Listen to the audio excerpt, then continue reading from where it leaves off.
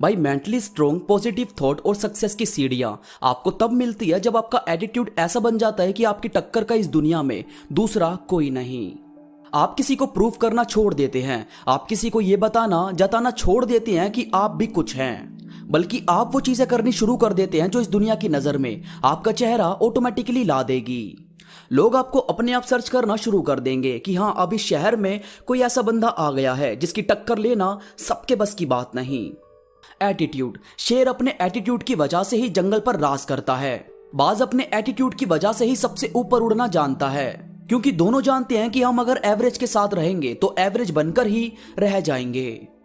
बाज कभी भी कबूतरों के झुंड में आपको उड़ता हुआ नजर नहीं आएगा, वो अकेला उड़ता है और जब जब सामने आता है तो बाकी सारे पंछी खुद ही दाएं बाएं हो जाते हैं। तो भाई अपने एटीट्यूड में सबसे पहली और जरूरी चीज शामिल करो, ग्रेटनेस। जैसे एक पंछी था जिसे उसके मालिक ने हमेशा पिंजरे में ही कैद करके रखा। वो कहीं बाहर उड़ता नहीं था, हमेशा उसी पिंजरे में रहता, उसी में पैदा हुआ, उसी में अब बड़ा भी हो गया था और उसी में शायद मर भी जाएगा। मगर एक दिन उसके मालिक से वो पिंजरा खुला छूट गया। अब खुला छूटा तो काफी देर तक तो वो पंछी उसी में बैठा रहा, क्योंकि उसे मालूम ही नहीं था कि इससे बाहर भी उड़ा जा सकता है, मैं इससे बाहर निकल सकता हूं। वो तो बस उसी में रहा और बड़ा हुआ है। तो थोड़ा थोड़ा करके वो बाहर की साइड आया और हल्के से उड़ने की कोशिश की। वो हल्का सा उड़ा तो पहले तो गिर गया, फिर दोबारा उठा और जोर से उड़ने की कोशिश की। इसके बाद तेज हवा आई और उसे अपने साथ उड़ाकर ले गई। पहले तो उसे समझ ही नहीं आया कि ये कौन सी दुनिया है, ये मैं कहां निकल गया हूं, मेरा मालिक जो मुझसे इतना प्यार करता है वो मेरे बारे में क्या सोचेगा। जबकि उसे थोड़ी ना पता था कि उसका मालिक ही उसका दुश्मन है, जिसने सारी जिंदगी उसे पिंजरे में कैद रखा।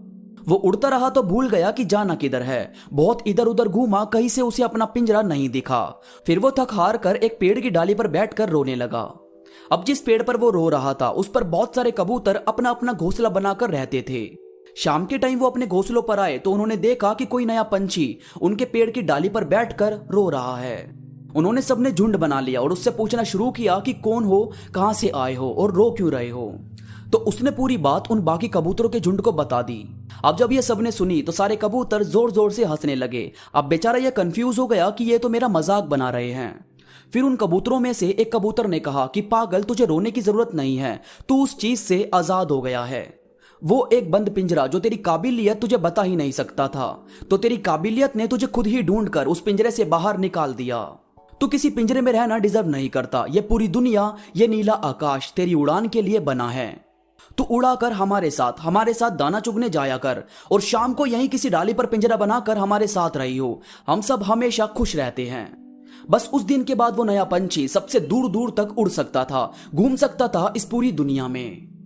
तो यार बात होती है कि आप जिस दायरे में रह रहे हो, देखो कि क्या इससे बाहर भी दुनिया है, क्या इससे बड़ी भी चीज अचीव की जा सकती है। और की जा सकती है तो भाई छोटा सोचने की नीड नहीं है, हमेशा ग्रेटनेस हासिल करो। इसके बाद है अम्यूजिंग, मनोरंजक, जो सबको हंसाए। उनकी बातों को सुने, कुछ ऐसा आपको बनना चाहिए। आपको पता है ये जो बड़े बड़े एक्टर्स होते हैं, कलाकार होते हैं, ये हमें उम्र भर एंटरटेन करते हैं। अपने अभिनय से हमें हंसाते हैं, रुलाते हैं, हमारे अंदर जोश भर देते हैं और इसी वजह से हम इनसे बहुत ही ज्यादा अटैच भी हो जाते हैं। और कभी जब ये इस दुनिया को छोड़कर चले जाते हैं तो हमें काफी ज्यादा पेन होता है कि हमारा पसंदीदा कलाकार इस दुनिया से चला गया। तो यार देखो, उन्हें ना तो आप पर्सनली जानते थे, ना कभी मिले थे, वो बस एक आर्टिस्ट है जिसके तौर पर आप उन्हें जानते हो। इसके बाद भी आप उनसे इतने ज्यादा अटैच हो गए।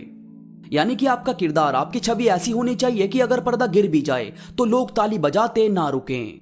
इसीलिए थोड़ा एंटरटेनर होना जरूरी है, इससे लोग आपको जिंदगी भर नहीं भूलते। इसके बाद है सपोर्टिव। आपके लिंक में कोई इंसान है या आप खुद भी हो, कभी ऐसा हुआ है कि आपको किसी ने अपने सपनों पर काम करने के लिए अप्रोच ना किया हो और वहीं एक इंसान हो जिसे आप पर बिलीव हो, तो वो इंसान हमें जिंदगी भर याद रहता है। तो बस आपको इस चीज से समझ आ गया होगा कि सपोर्टिव बनना कितना जरूरी है। इसके बाद है चैलेंजिंग।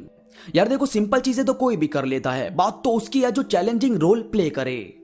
अब जैसे श्री राम अपनी वाइफ के लिए एक ऐसे राक्षस से लड़ने के लिए आगे आए थे जिसने काल को भी अपने वश में किया हुआ था, और नतीजा क्या सामने आया कि सत्य की जीत हुई और आज हम श्री राम की पूजा करते हैं।